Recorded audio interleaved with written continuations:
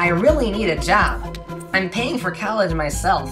Are you sure you want to do this? It's going to be so hard supporting yourself. I've never been more sure of anything. How can they not know talent when they see it? Greg is trying to overthrow Marie. Good work, Nicole. I always appreciate how well you do my job for me. We need to say things to each other that we can't say to anyone else. Greg tempered with the chlorinator at the pool.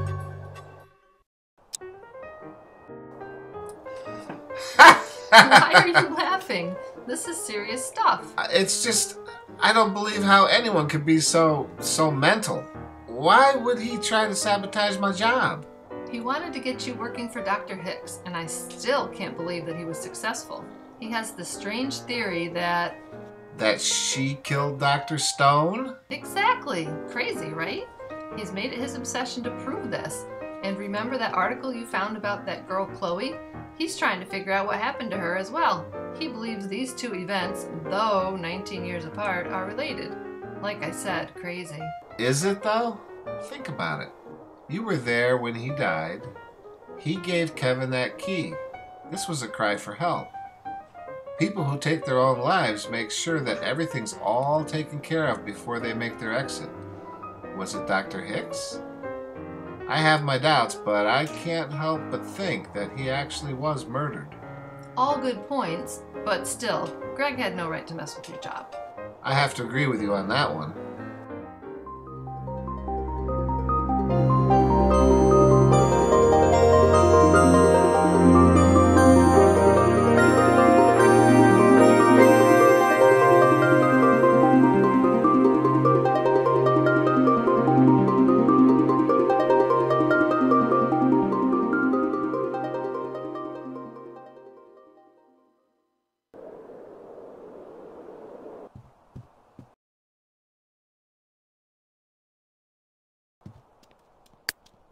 Hey Marie, so I did as you asked. And does he trust you? Greg is happily sharing all of his plans with me. He suspects nothing. Very good. So, what exactly is he planning? He's using me as bait. He plans to give your boss an anonymous tip saying that you don't like me anymore and you're trying to get me expelled. He's going to frame you for framing me for playing a prank on you. Huh? I don't understand Greg half the time. Just bear with me here. I'm glad I figured it out. He's going to make it look like you're framing for a prank. That way it looks like you did something bad. So, what's the prank I'm supposedly framing you for? It will look like I put barbecue sauce on your door when it was opened, but the barbecue will be in my own One Direction coffee cup. When you move the door, it will fall on you. Okay, so the One Direction cup makes it look like you did it. Yes. Oh wait, no. It makes it look like you framed me for doing it. And how does it look like I'm doing that? Because Greg is going to send your boss an anonymous tip before it happens. So, Greg is framing me for framing you for playing a prank on me. Exactly.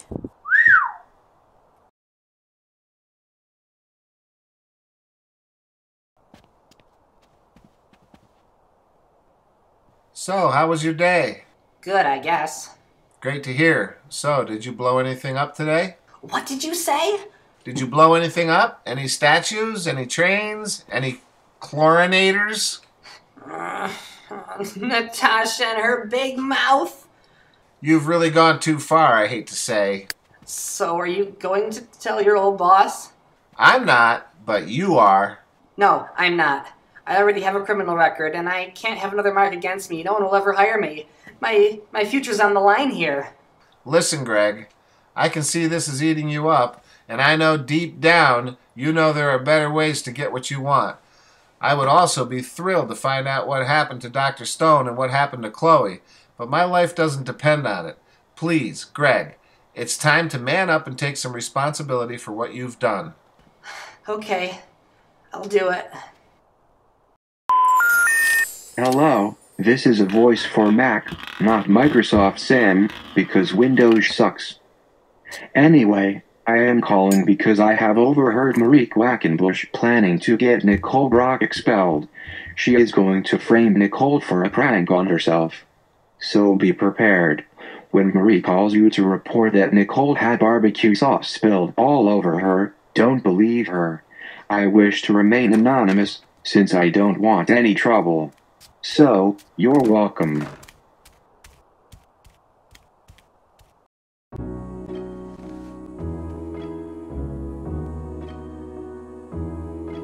Kevin, I need to admit something. What's that? I need to clear my conscience of a lot of things. I've got something big to face later tonight, but first I need to say something to you. I stole the key from you the day you went to play volleyball with David. I was going to give it to Dr. Hicks for money, but when I overheard her talking to Mrs. Stone, I decided to give it back. You never knew, and you're my best friend, so I just had to tell you. That was back in October. Don't worry about that. It was ages ago. You're really not mad at me? How could I be? You're my best friend. Hey Greg, did you send a message to Marie's boss? I've set up the barbecue sauce on Marie's door.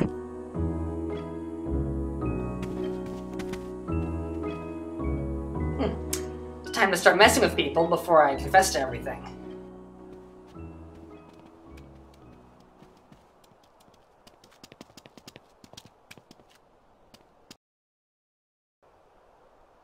When Greg arrives at the door, he will get the barbecue dumped on him. Okay, so Marie usually comes from the stairs around this time, and Bill should be on his way any point now. He's lazy and always takes the elevator.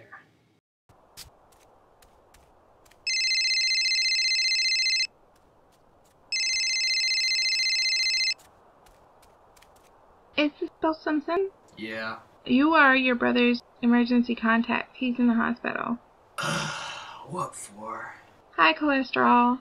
He had a heart attack. Well, that's stupid. Told him not to eat butter.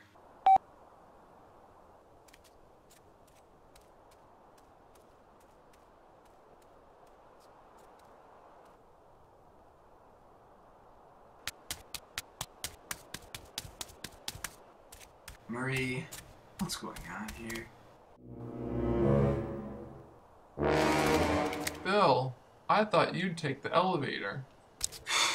Stairs are rough. Let me catch my breath. Bill, wait. Are you kidding me? Who's the moron? Marie did it! She wanted to get herself with it to make it look like Nicole did it. But I didn't do it. I didn't say you did it, I said she did it. Greg did it, not Nicole or me.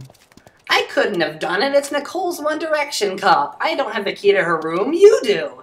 You had to have stolen it, or it was Nicole who set it up.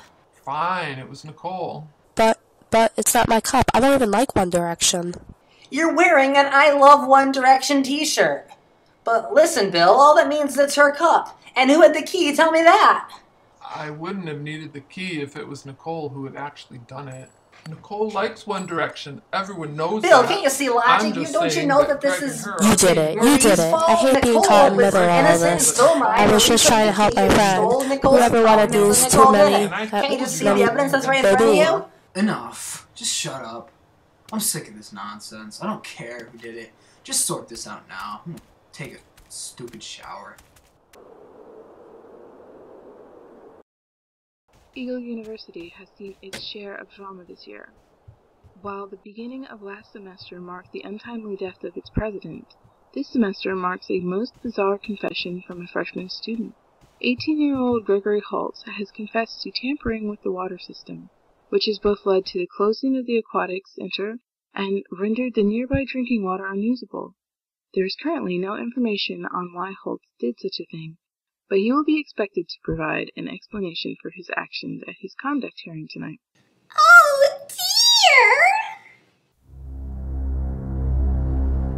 dear! Gregory Hazlitt, your misconduct is being reviewed by a jury of students, faculty, and staff. You have admitted to tampering with our water system. Before the panel decides your penalty, you have opportunity to give explanation of actions. I've done what I've done, and I regret they had to come to this. But I have a reason for what I do, and no matter what consequences you give me, I will stand tall. My actions are not without cause. As president of Eagle University, I pardon Mr. Hazlitt of any consequences you can think of. Dr. Hicks, you are aware of what he has done. Mr. Hazlitt is a very disturbed reserved individual who comes from a difficult background. But he, just like any other student here, needs the chance to overcome his personal issues and get a quality higher education. We need not add to his situation. The consequences are already there as his record continues to speak for itself. By intervention of the president of Eagle University, Gregory Hazlett is hereby pardoned.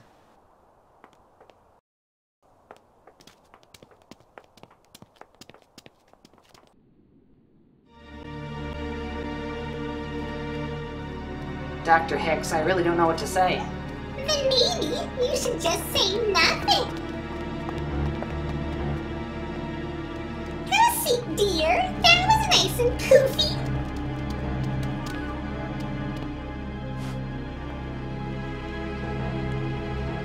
So, would you like some Smarties? Oh, no thanks. I'm trying to stay away from pure sugar, but thank you though. Whatever you want. They're cheap anyway, aren't they? Smarties. You pop one in your mouth and they'll last, what, 30, maybe 45 seconds? And then, do you know what happens to a Smartie? It's gone without a trace, never to return. Then again, if you have more Smarties at once, they may last a little bit longer, but not too much. Because the real world is just too dangerous for them. There's only one way for a Smartie to be safe. To stay in its wrapper. I want you to leave now, dear. And I don't want you snooping around in business that's not yours. You see where it can lead you. I am trying to figure this out, and I don't need an uproar. So go. I never want to see you in this office again. And tell your friends to do the same. Greg, you did a very brave thing admitting what you did. It looks like God was watching over you. Yup, God is just wonderful to me. Greg, let him be. So, I've decided I'd do some investigating of my own, just for you. And here's what I've got. This is the report that the public safety officer made who interviewed you. The report is as follows. These 4 years or so could be when you decide. Dr. Franklin Stone was seen by his secretary, Julius Shaw, as he entered his office at noon following his convocation speech. On Monday at 2 p.m., after a day filled with meetings to which witnesses can attest, Dr. Annie Hicks came by the office to meet with Stone.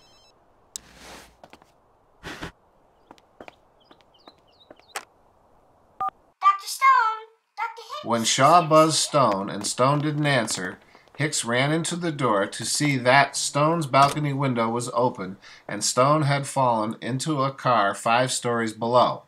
Evidence in the room suggests that a struggle had taken place. Stone was likely pushed out the window by someone very strong.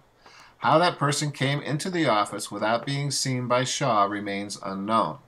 Shaw herself suffers from premature brittle bone disease. Therefore, we are not considering her as a killer, though we are not ruling her out as an accessory to murder.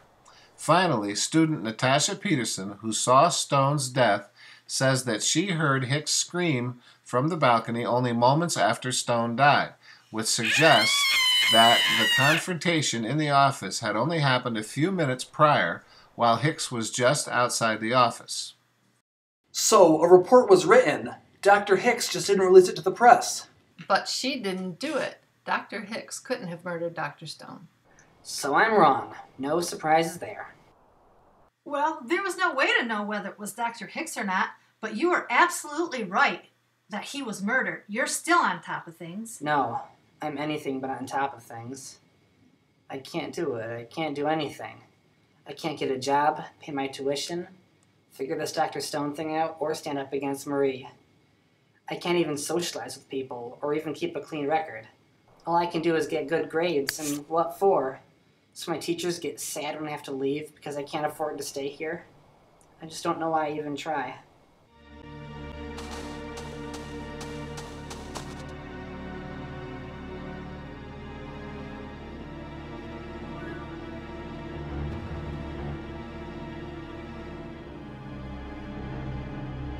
Greggy, you should have just stayed home. It would have been easy. You liked it at home, didn't you?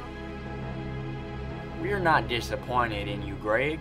We knew you would never reach your goal. It was just unrealistic. All I ever wanted was to prove to you what I could do. Why? Just to satisfy a big ego? Just come back home. We'll take care of you, like we always have. You don't need to go home. Behind their shallow love is nothing but pity. The world is not yours to claim. Your parents knew that, and now you must never allow them to give you that look when you come home a failure. I have the answers.